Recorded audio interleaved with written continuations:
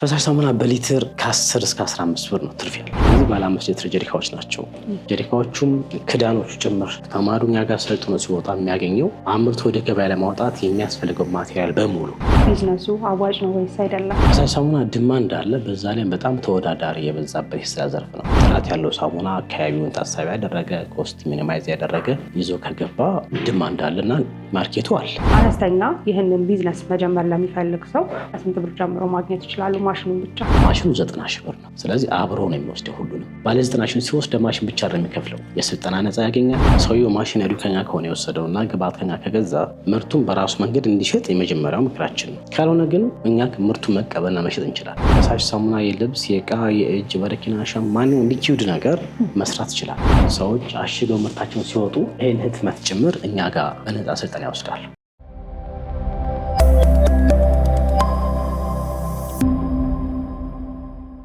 ሰላም ተመልካቾቻችን እንደምናላችሁ። በዛሬ ዝግጅታችን በአነስተኛ ካፒታል ማለትም ደግሞ ከ90 ሺህ ብር ጀምሮ የፈሳሽ ሳሙና ማምረት ቢዝነስ ላይ መግባት ለምትፈልጉ እንዲሁም ደግሞ ግብአቱንና ስልጠናውን በተጨማሪም የገበያ ትስስሩን አንድ ላይ የምታገኙበትን ቦታ ልንጠቁማችሁ መናሃል ትሬዲንግ ጋር ተገኝተናል። ወደ ውስጥ ገብተን ይህንን ቢዝነስ ለመጀመር ምን ያስፈልጋል፣ ስልጠናውን እንዴት ማግኘት ትችላላችሁ፣ እንዲሁም ደግሞ ወደ ቢዝነስ ውስጥ እንዴት መግባት ትችላላችሁ የሚሉትን ጠቅላላ ያሉ መረጃዎችን ወደ እናንተ የምናደርሳችሁ ይሆናል። ዝግጅቱን ወደ እናንተ እያደረስኩ እኔ በአምላክ አበራ አብሬያችሁ ቆይታ አደርጋለሁ። እስከ ፕሮግራማችን ማብቂያ ድረስ አብራችሁን ቆዩ።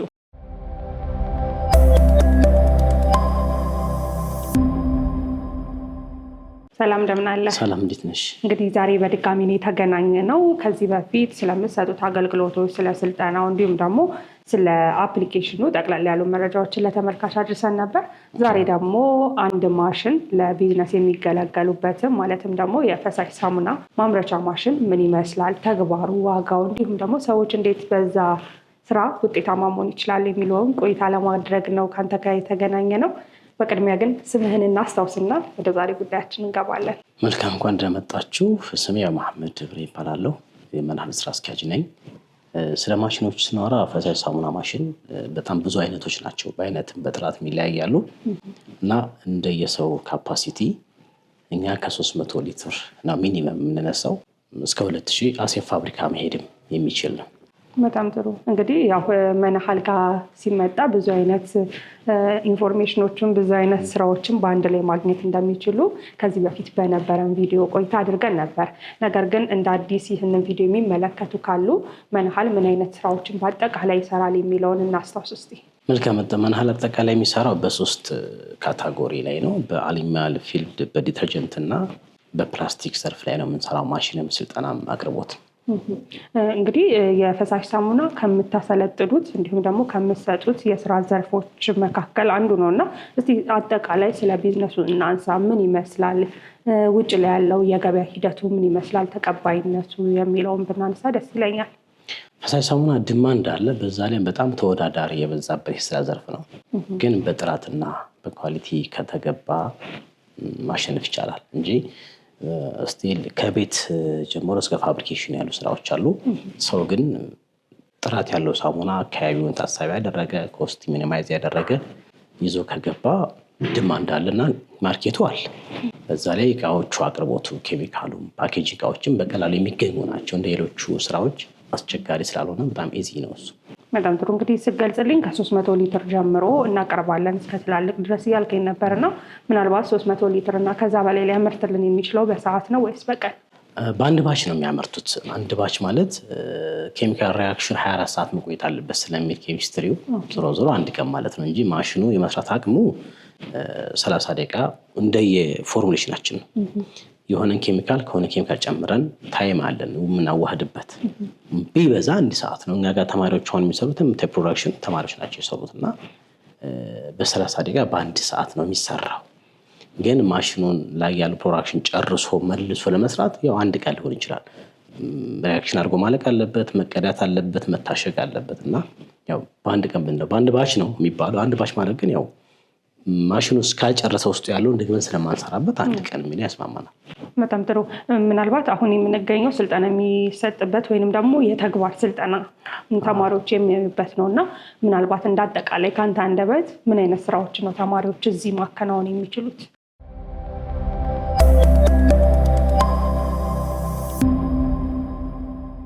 እዚህ የሚያገኙት የተግባር ስልጠና ሙሉ ነው። የቲዎሪ ስልጠና ከተማሩ በኋላ የተግባር ስልጠናው ሚኒመም 3 ቀን ይፈልጋል። የመጀመሪያ ስቴፓቸው ማሽኑ ላይ የተማሩትን በቲዎሪ የተማሩትን ሬሾ ወይም ስታንዳርዱን ከውሃ ጀምሮ ኬሚካሉን ጨምሮ ሚክስ ማድረጉን ማቀላቀሉ የመጀመሪያ ስራቸው። ሁለተኛ ቀን እነዚህን ተጠቅመው መመዘን 5 ሊትር፣ 2 ሊትር፣ 1 ሊትር በሞልዳቸው በፓኬጃቸው መሰረት ይመዝናሉ፣ ይለካሉ። ሶስተኛው የመጨረሻው ፓኬጂንግ ነው። ስለዚህ ሲመጡ ከቲዎሪ በኋላ ተግባር 3 ቀን ሲቆዩ ማሽኑ እንዴት ኦፕሬት ያደርጋል፣ የማሽኑ አቅም ምንድን ነው፣ መብራት ቢጠፋ ምን አደርጋለሁ፣ በስራ ሂደት የሚያጋጥሙ ችግሮችን በሙሉ ቀርፈው ይማራሉ። ፕላስ ሚክስ ከማድረግ እስከ ማሸግ ወደ ገበያ እስከ ማውጣት ያለውን ሂደት ሙሉ ይማራሉ ማለት ነው። በጣም ጥሩ። እንግዲህ ሰዎች ወደዚህ ስራ ሲገቡ ብዙ ጊዜ አሳሳቢ የሚሆንባቸው የገበያ ትስስር ጉዳይ ነው። በተለይ ደግሞ አዲስ ሲሆኑ ማሽኑን ይገዛሉ፣ ስልጠናውን ይወስዳሉ። ነገር ግን ወደ ገበያው እንዴት እንገባለን የሚለው ጥያቄ ይሆንባቸዋል እና ምናልባት ስለሱ ብናነሳ በእናንተ በኩል ምን አይነት እገዛዎችን ማግኘት ይችላሉ? በእኛ በኩል ለምንሰጣቸው ስልጠናዎች ሰውየው ማሽነሪው ከኛ ከሆነ የወሰደው እና ግብአት ከኛ ከገዛ ምርቱን በራሱ መንገድ እንዲሸጥ የመጀመሪያው ምክራችን ነው። ማርኬቲንግ ስትራቴጂዎች የተለያዩ መንገድ ያለው በራሱ መንገድ መሸጥ ቢችል ሞር ፕሮፊቴብል ይሆናል። ካልሆነ ግን እኛ ምርቱን መቀበልና መሸጥ እንችላለን። ስለዚህ የማርኬቲንግ ችግር የለም ነው። በጣም ጥሩ። ግብአቱ ምንድነው? ለፈሳሽ ሳሙና ማምረት ኬሚካል ናቸው። አብዛኛው ኢምፖርት ናቸው።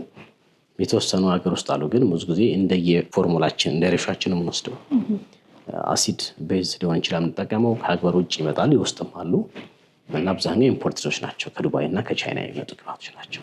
በጣም ጥሩ። ምናልባት ከውጭ የሚመጡ ግብአቶች እንደየሁኔታው የአቅርቦት ችግሩ ሊከሰት ይችላል የሚል ጥያቄዎች ደግሞ ይነሳሉ እና ምናልባት ግብአቶቹ የመጥፋት እድል አይኖራቸውም? እነሱንስ ደግሞ በምንድን ነው ተተክተው ስራው እንዲቀጥል ማድረግ የሚቻለው? እውነት ነው፣ ይጠፋሉ ማለት ድማንዱ አለ፣ ጠፍቶ አይጠፉም። የሆነ ሰዓት ላይ ግን ይቆማል። ለምሳሌ ሰሞኑን ይገጠማል ከኬሚካሎች አንዱ ጠፍቷል። ሙሉ በሙሉ ጠፋም፣ ተወዷል ነው። ለምን? ስለሌለ ስቶር ላይ ስላለቀ ተወዷል። ያኔ ኦፕሽኑ እኛ ጋር የሚኖረው አንድ እሱን የሚተካ ኬሚካል ኬሚስት ዲፓርትመንቶች ይሄ ስራቸው ነው። ጠፋ ገበያ ላይ ላብሳ ሊተካ የሚችል ወይም ያለ ላብሳ ሊሰራ የሚችል ስራ መፍጠር ነው። ኬሚካል ጠፋ፣ ያለ እሱ ኬሚካል ሳንጠቀመው እሱን ተክቶ መስራት ወይም ሙሉ በሙሉ አስወግዶ መስራት። ይሄ እኛ ጋር ተማሪ ሲሰለጥን አንድ ጊዜ ስልጠናውን ከፍሎ ተማሪ ሲሆን በአፕሊኬሽኑ በኩል የሚያገኘው ጥቅም ነው። ፎርሙላው በየጊዜው ፐርሰናል አንሰጥም፣ እንደዚህ ለአንድ ሰው ልብሱ አንሰጥም። በአፕ በኩል ነው አፕሎድ የምናደርገው። ዛሬ ላይ 16 ፎርሙላ ከሆነ ያለው ነገ ለምሳሌ ኤስኤልኤስ የሚባል ኬሚካል ቢጠፋ ያለ ኤስኤልኤስ ሊሰራ የሚችል ወይም ኤስኤልኤስ ሊተካ የሚችል ክሬት አድርጎ ኬሚስትሪ ዲፓርትመንቶች ያስቀምጣሉ ማለት ነው። ለእሱን መፍትሄ ያስቀምጣል። በቅርቡ ሶፕ ኑዱስ ወይም ሶፕ ቤዝ የሚባል ኬሚካል አለ። እሱን ክሬት አድርገን ገበያ ውለናል። አዲስ 350 ብር ሸጥ የነበረውን በ125 ብር። ይህን መንገዶች አሉት። በጣም ጥሩ። እንግዲህ ለፈሳሽ ሳሙና እያልን ነው የገለጽን ያለ ነው እና እንግዲህ አይምሯችን ላይ ፈሳሽ ሳሙና ስንል ላርጎ በተለምዶ የምንለው ይመጣል። ምናልባት ይህ ማሽን ላርጎ ብቻ ነው ወይ ሊሰራልን የሚችለው ወይስ ሌላ ለፈሳሽ ሳሙናነት ማለትም ደግሞ ለእጅ መታጠቢያ የሚውሉ ሌሎች የፈሳሽ ሳሙና አይነቶች ስላሉ እነሱንስ መስራት ይችላሉ ወይ?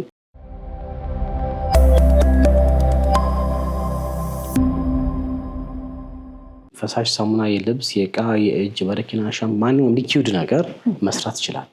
እንደ ማሽን ካፓሲቲ እንደ ኬሚስትሪ ዲፓርት ደግሞ አይሰራም። ምክንያቱም የልብስ ሳሙና ላይ የምንጠቀማቸው ሶፕ ፓራሜት ወይም የኬሚካል ቅሪት አካል ከስር ስለሚቀር ሌላ የምንሰራበት ከሆነ ያኛው ዲስተርብ ያደርገዋል። ስለዚህ ሞሮፍ ባይሆን አንድ ማሽን ለአንድ ዓላማ ቢውል ይመከራል።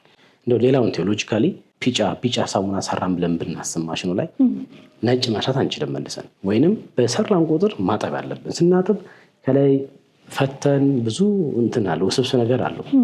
ከለርለስ ከሆነ ሁሉም ይሰራል እና ሽታ ለምሳሌ የእቃ ሳሙና ፍሌቨር አይኖረውም። ካለም ሌመን የምግብ ፍሌቨር ነው የሚኖረው። ላቫንደር ፍሌቨር ተጠቅመን ሰርተን የልብስ ሳሙና የእቃ ሳሙና በሱ ብንሰራ አንችልም። መጽዳት አለበት። ማጽዳቱ ደግሞ እንደምናየው መሰላችት አለ። ዛሬ ማሽኑ ይሰራል፣ ችግር የለውም። ስለ ማሽኑ አለ ጥያቄያችን። ማሽኑ ይሰራል። እኛ ግን የያዝነው ማሽን ኬሚካል ስልጠና ስለሆነ የስልጠና ፓርቱን ስለሚነካብን ለአንድ ዓላማ ቢሆን ወይንም ከለርለስ እና ሽታ የሌለው ከሆነ ውጭ ላይ እነዛን የሚረብሹ ኬሚካል መጨመር ከተቻለ ማሽኑ ይሰራል። በጣም ጥሩ። እንግዲህ ያው ፈሳሽ ነው። ለፈሳሽ ደግሞ የምንጠቀምበት ወይንም ደግሞ ሊይዝልን የሚችል አንድ ግብዓት አለው፣ ያው ጀረኪና ወይ ሃይላንዶችን እና እነሱንስ እንዴት ነው ሰዎች ማግኘት የሚችሉት? ያው ከግብዓቶች ውስጥ ይመደባል ብዬ ስለማስብ። እነሱን እንደምታያቸው እኛ ጋር ያሉት 6 ሳምፕሎች አሉ። ሁሉም እነዚህ ባለ 5 ሊትር ጀሪካዎች ናቸው። ጀሪካዎቹም ክዳኖቹ ጭምር ጀሪካ ብቻ ሳይሆን ከጀሪካው ጋር አብሮ የሚሄዱ ክዳኖች ጭምር እኛ ጋር ያገኛሉ። ተማሪው እኛ ጋር ሰልጥኖ ሲወጣ የሚያገኘው አምርቶ ወደ ገበያ ለማውጣት የሚያስፈልገው ማቴሪያል በሙሉ ከሚዛን ጭምር፣ ሚዛን ያስፈልገዋል፣ ሊትመስ ፔፐር ያስፈልገዋል፣ ፓወር ኦፍ ሃይድሮጅን ያስፈልገዋል፣ ጀሪካ ያስፈልገዋል፣ ክዳን ያስፈልገዋል፣ ትሬገር ያስፈልገዋል። ሁሉንም ማግኘት ይችላሉ። እንዴት ነው የሚያገኙት? እኛ ከፋብሪካዎች ቼን ስላለን 2000፣ 3000፣ 4000 ሚኒመም ኦርደሩ። እንደ ስታርታፕ ደግሞ ያ መግዛት አይችልም ሰው። እኛ ግን ተማሪዎች ስላሉን 4፣ 5፣ 6 ተማሪ በአንድ አመት እኛ ዲስትሪቢዩት እናደርጋለን። ለዚህም ለዚህ የተዘጋጀ ቤት ስላለ ሰዎች መውሰድ ይችላሉ ቀጥታ። በጣም ጥሩ። እስኪ እንደ አጠቃላይ ቢዝነሱ አዋጭ ነው ወይስ አይደለም?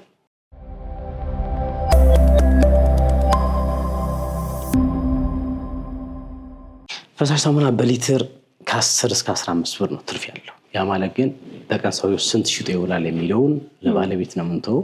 አሁን ባለው ግን የፈለገ ኬሚካል ቢወደድ 10 እስከ 15 ብር ኔት ፕሮፊት አለው አንድ ሊትር ሳሙና ላይ። በጣም ጥሩ። ምናልባት ማሽኑን ኦፕሬት ለማድረግ ምን ያህል ቀላል ነው? ለሰዎች ምን ያህል ቀላል አድርጋችሁ ነው የሰራችሁ የምትገኙት? ማሽኑ በጊር ቦክስ ስለሚሰራ ካፓሲቲው በጣም መስሎ ነው። ሳሙናን ከሚያበላሹ ነገሮች አንዱ ሙቀት ነው። በፀሐይ ብርሃን ይምጣ፣ በኤሌክትሪክም በምንም ይምጣ፣ በሪፍሬክሽንም ቢመጣ ሙቀት ሳሙና ያበላሻል። ያ እንዳይሆን የዲናሞ ስፒድ እናውቀዋለን። ዲናሞ ከ1400 እስከ 2000 በደቂቃ ነው ሮቴት የሚያደርገው። የኛ ግን በጊር ቦክስ ስለተቀናነሰ በጣም ስሎ ሞሽን ነው የሚሄደው። ስለዚህ ሰዎች በቀላሉ ኦን አድርገውት የራሳቸውን ስራ እንዲሰሩ ምቹ ሁኔታ ተፈጥረዋል። ኦን ያደርጋሉ፣ ሰዓታቸውን ያዩና ይተውታል። ከ30 ደቂቃ በኋላ ከሆነ መጥተው ሌላ ኬሚካል መጨመር፣ አጀስትመንቱ 1 ሰዓት ከሆነ ከ1 ሰዓት በኋላ መጥተው ፕሮዳክሽን መጨረስና በጣም ኢዚ ነው። አንድ ብሬከር ብቻ ኦን ኦፍ ማድረግ ብቻ ነው የሚጠበቅባቸው። በጣም ጥሩ። እንግዲህ ያው ስለ ማሽኑ ይሄን ያህል ካለን አንድ የቀረን ነገር በምን ያህል የኃይል ፍጆታ ይሰራል ነው እና በምን ያህል የኃይል ፍጆታ እንዲሰራ ተደርጎ ነው ማሽኑ እያመረታችሁ የምትገኙት? እንዲሁም ደግሞ የሰውን ፍላጎትስ በምን ያህል ታሟላላችሁ? የመጀመሪያው ማሽን ላይ ስመጣ ሰውየው ጥያቄው መብራቱ ምን ያክል አቅም አለው ነው የትኛው ማሽን። ፈሳሽ ሳሙና ላይ ግን አብዛኛው የቤት ቆጣሪ ነው የሚሆን። ምክንያቱም ከ3.5 ኪሎዋት ወይም ማክሲመም 5.5 ኤችፒ ነው የምንጠቀመው እና የቤት ቆጣሪ ማንኛው ይሄ ነው። ዲናሞ ትንሽ ነው፣ በሲንግል ፌዝ ነው። የኛ መብራት ትሪ ፌዝ ነው፣ ግን ያወጣ ነው ሲንግል ፌዙን ለይተን ነው። በሲንግል ፌዝ በየትኛው መብራት ይሰራል። 3.5 ኪሎዋት፣ እሱም በስሎ ሞሽን። በጣም ጥሩ። በቤት ውስጥ ተኩኖ መሰራት ይችላል? ይችላል። በቤት ውስጥ ኤሌክትሪኩ በ2.5 ገመድ ብቻ መሄድ ነው የሚጠበቅበት። ይሄ ገመድ ባለ 4 ነው። ይሄ በርግጥ ሰው ግን ባለ 2.5 ገመድ ተጠቅሞ መስራት ይችላል። በጣም ጥሩ። እንግዲህ ስለ ገባዋቱ ስላለው ስለ ማሽኑ ይሄን ያህል ካልን ለማሽኖቹ ዋስትና ትሰጣላችሁ ወይ? ለምን ያህል ጊዜ?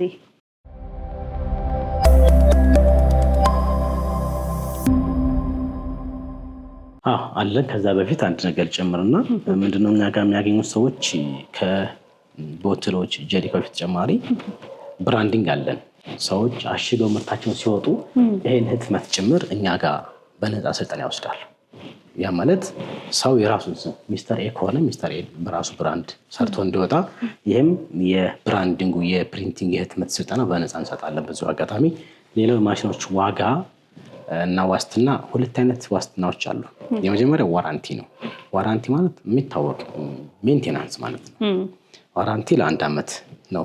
ትሬንድ የሆነው ቢበላሽ መቀየር ሳይሆን ሜንቴን ማድረግ ነው አይደለ?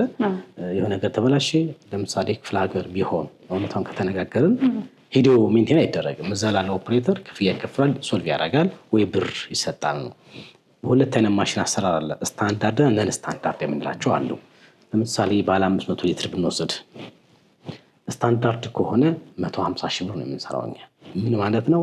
እያንዳንዱ ቢል ኦፍ ማቴሪያል የተሻለ ብረት፣ የተሻለ ዲናሞ፣ የተሻለ ነገር አለው ማለት ነው። ነን ስታንዳርድ ማለት ግን የ1 ዓመት ዋራንቲ ያለው ሜንቴናንስ ብቻ ያለው በ90 ሺህ ብር ይሰራል።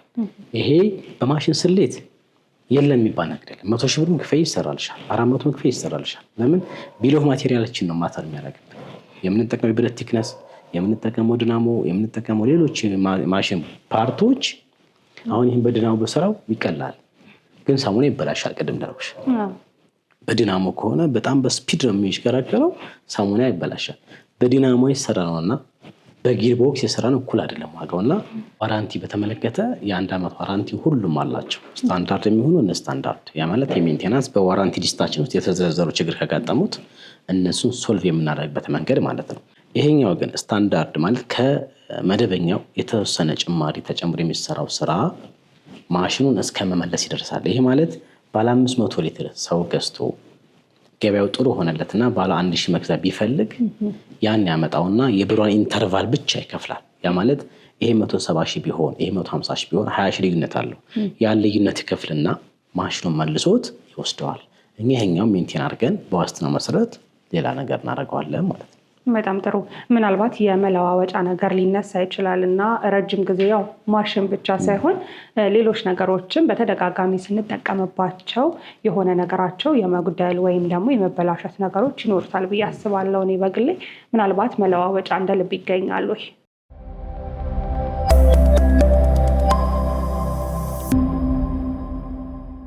አሁን እነዚህኞቹ ሁለት ናቸው። በፋይበር ግላስ እና በስቴንለስ ስቲል ነው የሚሰራው። በፋይበር ግላስ የተሰሩት ሊሆን የሚችለው ፕላስቲኩ ሊሰበር ይችላል ነው በጊዜ ሂደት።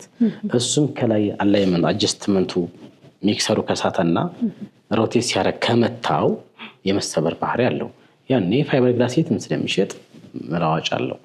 ሁሉም ነገሮች የሚታዩ ነገር መለዋወጫ አላቸው። ምክንያቱም ሀገር ውስጥ ስለሚሰሩ ሙሉ የሀገር ውስጥ ዕቃ ነው የምንጠቀመው። መለዋወጫ አለ። ከዲናሞች ሀገር ውስጥ ናቸው። በጣም ጥሩ። እስቲ አነስተኛ ይህንን ቢዝነስ መጀመር ለሚፈልግ ሰው ስንት ብር ጀምሮ ማግኘት ይችላሉ? ማሽኑን ብቻ? ኦኬ፣ ማሽኑ ብቻውን እኛ ጋር ማሽን የገዛ ሰው የሚያገኘው ሰርቪስ አለ። 16 ፎርሙላ የያዘ ስልጠና ለብቻ ቢከፍል 7500 ብር ሊከፍል የሚገባው ስልጠና አለ። ሁለት የአንድ ዙር ኬሚካል አለ። 300 ሊትር ከሆነ ማሽኑ 300 ሊትር ላመርትለት የሚችል ኬሚካል አብሮ ይወስዳል። ያ ማለት 50 ብር ቢሆን 1 ሊትር ዋጋ 50 ሲባዛ በ300 የሆነ ብር ነው፣ ወደ 15 ሺህ ብር ይመጣል። ሲደመር ስልጠና 22 ሺህ ምናምን፣ ማሽኑ 90 ሺህ ብር ነው። ስለዚህ አብሮ ነው የሚወስደው ሁሉንም 90 ሺህ። ከ90 90ና 115 አላቸው። ስታንዳርድ እና ስታንዳርድ ላኩሻላቸው ሁለት ዋጋ አለው። ባለ 90 ሺህ ሲወስድ ማሽን ብቻ ነው የሚከፍለው። የስልጠና ነፃ ያገኛል። ምክንያቱም ማሽን እንዴት ኦፕሬት እንደሚደረግ ማወቅ ስላለበት፣ እንዴት እንደሚሰራ ማወቅ ስላለበት፣ ፋንክሽናል ነው የሚለው መለየት ስላለበት አብሮ 90 ሺህ ሲቀነስ 22500 ብር ማለት ነው የማሽኑ ዋጋ። ግን አብሮ ስለሚሰጥ ፓኬጅ 90 ሺህ ኬሚካል ስልጠና ስራ ለመጀመር አጠቃላይ እንደካል። በጣም ጥሩ። እንግዲህ ጥሩ የሆነ አድቫንቴጆችን ይዛችሁ እንደመጣችሁ አስባለሁ እኔ በግሌ። ነገር ግን ሰዎች ከክፍለ ሀገርም ሆነው ይህንን ስራ መስራት ይፈልጋሉ እና እነሱንስ እንዴት ነው አካታች አድርጋችሁ መስራት የምትችሉት? አሁን ኦንላይን ላይ ያለን ሰው ስቲል አሁን ውጭ ሀገር ያሉ ሰዎች እኛ ጋር ማሽን ያዛሉ። እነሱ ጋር መድረስ ነው የምንፈልገው። አሁን በአጭሩ አፕሊኬሽን ማድረስ፣ አፕሊኬሽን ላይ ስልጠናው ማሽነሪው ሁሉም ሰርቪስ ስላለ እሱ ማድረስ ነው የምንፈልገው። ሌላው በቴሌግራም በሶሻል ሚዲያ አማራጮች እኛ ማግኘትና ዲቴል ያለውን መረጃ መውሰድ ቢቻል የምንመክረው ሰው በአካል እንዲመጣ ነው። በአካል መጥቶ አይቶ ለይቶ መውሰድ እንዲችል ነው። ካልቻለ ግን ባለበት መስተናገድ የሚችልበት መንገድ ሰፊ ነው። በጣም ጥሩ። እንግዲህ ያው የፈሳሽ ሳሙና የራሱ የሆነ ዋጋ ይኖረዋል ብዬ አስባለሁ። ነገር ግን አሁን አንድ ሰው 1 ሊትር ሲያመርት ምን ያህል ኮስት ያደርጋል፣ እንዲሁም ደግሞ ገበያ ላይ ቢያወጣው ምን ያህል ሊሸጥ ይችላል የሚለውን ያው በዚህ ስራ ላይ በደንብ ከነስልጠናው ስላለ በተወሰነ መልኩ ብናነሳው ደስ ይለኛል።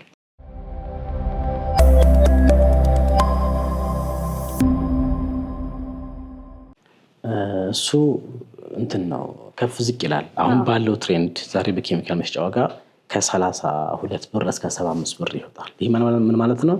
የሳሙና ዋጋ የሚጨምረው አክቲቭ ማተር በጨመረ ቁጥር ነው። የሳሙናው ጥራት የማጽዳት አቅሙ ሳሙና የራሱ ፓራሜትሮች አሉት። እነሱ ፓራሜትሮች ተለክተው አክቲቭ ማተሩ ሲመጣ ለምሳሌ አክቲቭ ማተሩ 15 የሆነ ሳሙና እና አክቲቭ ማተሩ 9 የሆነ ሳሙና እኩል አይጨርሱም። የማጽዳት አቅሙ አሁን እንደምናውቀው አካባቢያችን ላይ አንዱ አረፋ ያለው፣ አንዱ ውፍረት የለውም፣ አንዱ ንጽህና ያለው ሁሉንም ያሟላ ከሆነ የፋብሪካ ፎርሙላ እንደ ማለት ነው። እሱ እስከ 75 ብር በሊትር ይወስዳል ይፈጫል። ኬሚካል ኮስት ብቻ በጣም አንደኛ አክቲቭ ማተሩ ከ15 በላይ የሆነ ንጽህናው ስታንዳርድ የሆነ አረፋው በኢምፖርት ደረጃ የሆነ 75 ብር በኬሚካል ኮስት ያደርጋል። ሎካል 35 ብር። እኛ አፑ ላይ የምንሸጠውን ፎርሙላ ከ35 ብር እስከ 75 ብር የሚጨርስ በአንድ ሊትር። በጣም ጥሩ። ገበያው ላይ ሲወጣ ምን ያህል ሊያተርፉበት ይችላሉ? አሁን ባለ 35 ብር የሰራው ሰውዬ ሎካል ስለሆነ የሚሸጠው መንደር ውስጥ የሆነ ሎካል ቦታ ነው። ሊያተርፍ የሚችለው ማክሲመም 15 ብር ነው። ስለዚህ ሊሸጥ የሚችለው 50 ብር ነው ማለት ነው። ከ1 ሊትር ሳሙና ከ10 ብር እስከ 15 ብር ይሄ ፕሮፊት ነው፣ ኔት ፕሮፊታችን ነው። ስለዚህ 35 ብር ኮስት ካደረግን 50 እንሸጣለን ወይ 45 እንሸጣለን ማለት ነው። 75 ከጨረሰ 90 አካባቢ ይሄዳል፣ 100 ቤት ይገባል ማለት ነው። እናውቃለን 100 እንሸጣለን እነሱ እንደማለት ነው። ስለዚህ የምናውቀው አሁን ላይ መናገር የምንችለው ምን ያክል ሊጨርሳ ሳይሆን በ1 ሊትር ከ10 ብር እስከ 15 ብር የጣራ ትርፍ አለው የሚለው ነው። ነገ ኬሚካል ዋጋ ሊጨምርም ሊቀንስም ስለሚችል ከቀነሰ ገበያው ላይ መሸጫ ይቀንሳል፣ ከጨመረ መሸጫ ስለሚጨምር። በጣም ጥሩ። አንድ የፈሳሽ ሳሙና እንግዲህ ሰው ሲያመርት አንተም እየገለጽክልኝ ነበር ከአነስተኛ እስከ ከፍተኛ ኮስት ሊያወጣ ይችላል፣ እንዲሁም ደግሞ በጥራት ደረጃውም ደግሞ ሊለያይ ይችላል ብለኸኛል። እና ሰዎች ገበያ ላይ ተመራጭ እንዲሆኑ ሊያደርጋቸው የሚችለው ኳሊቲ ይመስለኛል። ነገር ግን እሱን ኳሊቲ ሊያመጡበት የሚችሉትን ነገሮች በስልጠናው ያገኛሉ ወይ? አዎ፣ ስልጠናው ምን ያካተተ ነው? የመጀመሪያው ሁልጊዜም እንደምለው እኔ የሰውየው መኖሪያ አካባቢ የሚሸጠው የት ነው፣ ከማን ጋር ኮምፒት የሚያደርገው የሚለው መታሰብ አለበት። ዝም ብለን እዚሁ አካባቢ እንኳን ከአዲስ አበባ ሳንወጣ ብናየው 2 ሰፈር ብናይ እኩል አይሸጥም። የእሱ ማርኬቲንግ ስትራቴጂ የት ነው የሚለው ማሰብ አንድ። እሱን ካሰብን በኋላ የኔ ስትራቴጂ ማርኬቶች ከሌ ናቸው፣ ስለዚህ ሊሸጥ የሚችለው እስከዚህ ነው ብሎ ካሰበ ከ35 ብር እስከ 75 ብር ባለው መጠን ያመርታል። አንዳንዴ ሃይ ኳሊቲ ሳሙና አምርቶ ሎካል መንደር ውስጥ ከሸጠው ትርፋማ ሊሆን አይችልም፣ ላይሸጥም ይችላል። ለምን? ግንዛቤው ስለሌለን ነው። የሚቀድመው ግንዛቤው ነው አይደል? ለከስተመሩ ግንዛቤ መፍጠር ከቻለን ይሄ ነው ይሄ ልዩነት ብለን ከቻል ይቻላል። ግን ዋጋ ስለሚያስከፍል የምንመስለው ማርኬታችንን ነው። ሰው ማሽን የሚገዛውም ኬሚካል የሚገዛውም ማርኬቱ ነው። ያ ማለት የጥራት ችግር አለበት ማለት አይደለም። የጥራት ደረጃው ሃይ ኳሊቲ፣ ሎ ኳሊቲ፣ ሚዲየም ኳሊቲ ስላለው ነው። ሃይ ኳሊቲ ከሆነ ፕራይሱም ሃይ ይሆናል ማለት ነው። በጣም ጥሩ። እንግዲህ ጥሩ የሆነ ማብራሪያ ነበር የሰጠህን። የዚህ የፈሳሽ ሳሙና ቢዝነስ ላይ መግባት ለሚፈልጉ ሰዎች እንዲሁም ደግሞ ማሽኑን ገዝተው ወደ ቢዝነሱን ለመቀላቀል ለሚፈልጉ እናንተም በምን አይነት አድራሻ እንዲሁም ደግሞ ስልክ ቁጥር አግኝተው ነው ማሽኑን መግዛት ስልጠናውን መውሰድ የሚችሉት? አድራሻችን ያው አዲስ አበባ ሀና ቀለበት ጽዮን አካባቢ ነው የምንገኘው። ስልካችን 0989898906 በዚህ ቁጥር ቴሌግራም፣ ዋትሳፕ ማንኛውም ሶሻል ሚዲያ ማግኘት ይችላሉ። በዛ ላይ ቲክቶክ፣ ዩቲዩብ እና አፕሊኬሽናችን ላይ በመቀላቀል ይህን ያገኛሉ። ቅድሚያ ግን እዚህ ላይ ቢደውሉ ወይም እዚህ ላይ ዋትሳፕ ቢያወሩን፣ ቴሌግራም ቢያወሩን ወደዛ ጆይን ማድረግ እንችላለን። በጣም ጥሩ። ለዛሬ ለነበረን ቆይታ እጅግ አድርጌ አመሰግናለሁ። በቀጣይ ደግሞ በሌሎች የቢዝነስ ሀሳቦች፣ የቢዝነስ ማሽኖች እንደምንገናኝ ተስፋ አደርጋለሁ። ለዛሬ ግን በጣም የማመሰግነው። እኔም አመሰግናለሁ።